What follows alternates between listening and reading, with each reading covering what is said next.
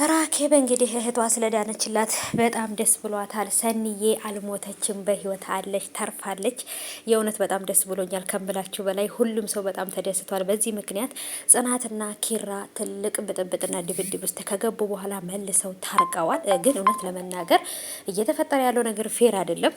የእውነት እንዴ ከባድ ነው በጣም ከምላችሁ በላይ እና እንግዲህ ደግሞ ኢሌኒ ወይንም ደግሞ የናሆም በፊት ፍቅረኛ ከሀና ጋር የነሱ የቤት ሰራተኛ ጋር እንግዲህ ግብ ግብ ገጥማለች። የቤት ሰራተኛውም ደግሞ ሀና እንትና ምህሩ ያደረገችላትን ነገር ስለምታውቅ ለሷ ለመቆርቆር ለሷ ለመሆን እየሞከረች ነው። ሁሉ ነገር ለናሆም ነግረዋለች። የተፈጠረው ነገር እንግዲህ ከባድ ነው። ጽናትም እያለቀሰች ነው። ጽናት በጣም መጥፎ ስትረስ ውስጥና ስሜት ውስጥ ገብታለች። ኪራም ደግሞ ያ ፍቅራችን ያ መከባበራችን ያለ ሰው ምሳሌ የነበረው ፍቅራችን የት ሄደ እያለ በጣም ትልቅ ጭንቀት ውስጥ ገብቷል። ሰላም ሰላም፣ ውድ የተከበራችሁ የቻናሌ ተከታታዮች እንዴት ናችሁ? ከኔ ጋር ሁሉ ሰላም ነው። ሰላማችሁ ይብዛልኝ ባላችሁበት ውድ ቤተሰቦቼ። ለዚህ ቻናል አዲስ ከሆናችሁ ሰብስክራይብ አድርጋችሁ ቤተሰቡ ነው። ነባሮች ዌልካም፣ እንኳን በሰላም መጣችሁ ብያለሁ። ተወዳጁ የጽናት ድራማ በተለመደው ሰዓት ተለቋል። እጅግ በጣም ገራሚ ነገር ተፈጥሯል፣ ወይም አስገራሚ ነገር ተፈጥሯል።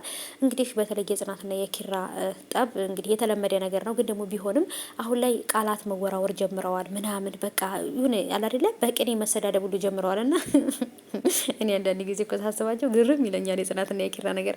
መጀመሪያ ላይ የነበረው የፍቅራቸው እንትንና አሁን ላይ ያለው ነገር በጣም 100% የተለያየ ነው።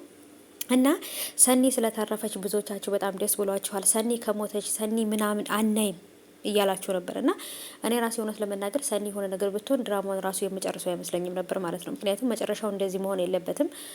ሰኒ ከጆከር ጋር አንድ ላይ ሆና ስዊድ እንዳልሞተ ታውቆ ምናምን አላለ ታውቃላችሁ። መጨረሻው መሆን ያለበት ብዙዎቻችን የምንፈልገው መጨረሻው ምርጥ እንዲሆን ነው።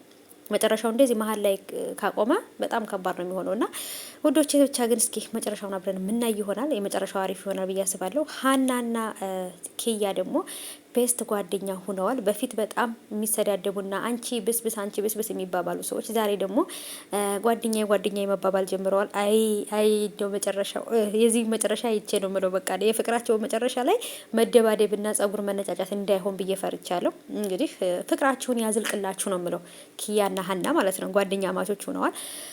ጽናትም እንግዲህ እንደተለመደው ካገኘችው ሰው ጋር እየተባላች ነው። ያገኘችውን ሰው በስድብ እያጠበች እያሰጣቻቸው ነው ማለት ነው። መጨረሻዋን እውነት ያሳምርላት ነው የምለው። በእርግጥ አሁን ላይ ኪራ የመጨረሻው ሰዓት ላይ ደርሷል። በቃ 11ኛው ሰዓት ላይ ስለደረሰ ይችን ልጅ ይዞ ወደ ሆስፒታል ወስዶ ካላስመረመራት የጤናዋ ሁኔታ ታይቶ ቅናት ብቻ ከሆነ ስለምትወዱ ስለምታፈቅረው ቀንታ ብቻ ከሆነ ችግር የለውም። ግን ይሄ ነገር የቅናት ብቻ እየመሰለኝ አይደለም፣ ትንሽ እያሳሰበኝ ነው ነገሩ ማለት ነው። ስለዚህ የዚች ልጅ የእርግዝና ሁኔታ በ100% አረጋግጫለሁ። እርጉዝ ናት ብዬ ነው የማስበው። ምክንያቱም ሳታገባ በፊት የነበረችው ጽናትና ካገባችሁ በኋላ እኮ ሌላ ጽናት ነው የሆነችው። 100% ነው የተለያየችው እና ከባድ ነው እንግዲህ ሴቱ። አሁን በነገራችን ላይ እንደውም መጀመሪያ ላይ ፍቅረኛሞች እየነበርን ነበረ። በጣም በቅናት ሰው የሚቸገረው አይደለ? ካገባችሁት በኋላ እኮ እናንተ አግብታችሁታል። በቃ ኦልሬዲ የእናንተ ነው እንጂ የሌላ ሰው መሆን አይችልም። ስለዚህ በሙሉ ልብነት በቃ ተረጋግታችሁ ነው መኖር ያለባችሁ አንድን ወንድ ካገባችሁት በኋላ እና በፍቅረኛሞች እያላችሁ ግን ሊያገባኝም ይችላል ምናምን ብላችሁ ትጠራጠራላችሁ። አሁን ላይ ከተጋባችሁ በኋላ ግን ሰላም ስጧቸው በቃ። እንዴ ወይኔ እኛ ሴቶች እኮ በቃ ወይኔ ለነገር አንደኛ እኮ ነን በቃ። እና ምህሩዬም እንግዲህ በሰላም ወደ ቤቷ ገብታለች። ናሆማም ደግሞ ከፍቅረኛው ጋር እየተደባደበ ነው፣ እየተጣላ ነው።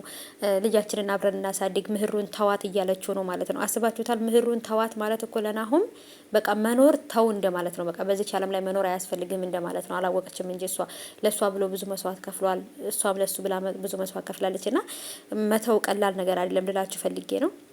እና እንግዲህ እስቲ የጽናትና የኪራን መጨረሻ ላይ እናያለን። ጽናትን በጣም እያለቀሰች ነበር። እሱም ደግሞ ንዴቱን ተቋቁሞ እሷን ይቅርታ እንድታደርግለት ወይም ደግሞ በቃ ይቅርታ ተጠያይቀው ፍቅራቸውን ቀጥለዋል። አሁንም ሰላም ናቸው። ግን አሁንም ቀጣይ ደግሞ ምንድን ነው የሚመጣው ነገር የሚለው ነገር ያሳስባል ማለት ነው። ከባድ ነው። እሌኒም ከናሆምና ከምሩ ህይወት መውጣት አለባት። ልጇን እስከዛሬ ድረስ ብቻዋን አሳድጋለች። አሁንም ታሳድግ። ምክንያቱም ልጁ የናሆም አይደለም። የናሆም ልጅ ቢሆንም መጀመሪያ መደበቅ አልነበረባትም፣ መናገር ነበረባት። ጥፋቱ እሷ ጋር ያለው ብዬ አስባለሁ።